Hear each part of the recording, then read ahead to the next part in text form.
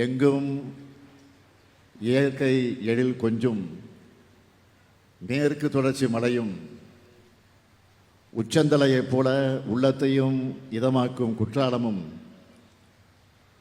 இப்படி தூறலும் சாரலும் கொண்டு மக்கள் மனங்களை குளிர்விக்கும் மண் இந்த தென்காசி மண்.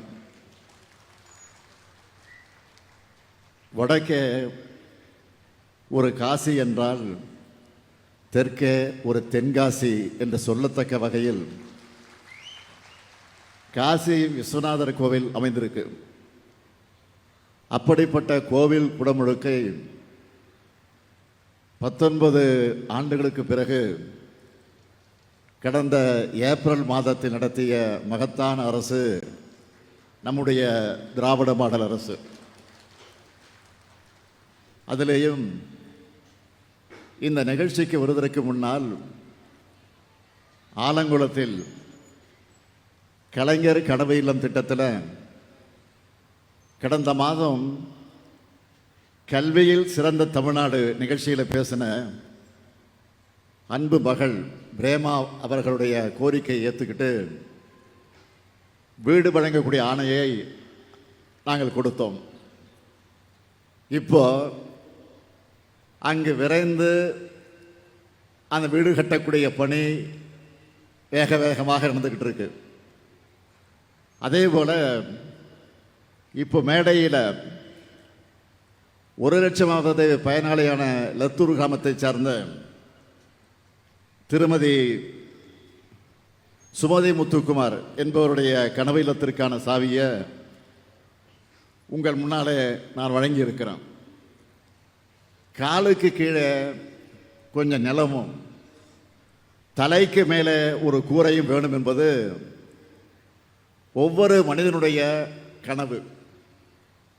வீடு என்பது ஒவ்வொரு குடும்பத்துடைய கனவு.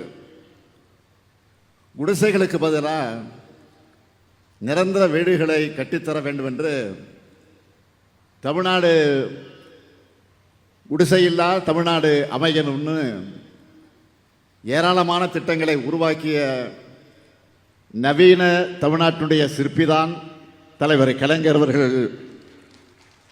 ஆக அவருடைய கனவையும் ஏராளமான குடும்பங்களுடைய கனவுகளையும் ஒரு சேர நிறைவேற்றுகிற மகிழ்ச்சியோடு உங்ககிட்ட நான் பேசிக்கிட்டு இருக்கேன். இந்த திட்டத்தை மிக சிறப்பாகவும் வேகமாகவும் செயல்படுத்தி வரக்கூடிய ஊரக உள்ளாட்சித்துறைக்கு என்னுடைய மனமார்ந்த பாராட்டுக்களையும் வாழ்த்துக்களையும் நான் தெரிவித்துக் கொள்கிறேன். மாவீரன் பூலித்தேவன், தளபதி ஒண்டி வீரன், தேவனைய பாவனார் போன்ற பெருமக்களை தந்து பெருமைகளை கொண்ட இந்த தென்காசி மாவட்டத்தில் மகத்தான இந்த அரசு விழாவை மாபெரும் மக்கள் திருவிழா போல ஒரு மாநாட்டை போல ஏற்பாடு செய்திருக்கிறார் மாண்புமிகு வருவாய் மற்றும் பேரிடர் மேலாண்மை துறை அமைச்சர், இந்த மாவட்டத்துடைய பொறுப்பு அமைச்சர் KKSSR அவர்கள்.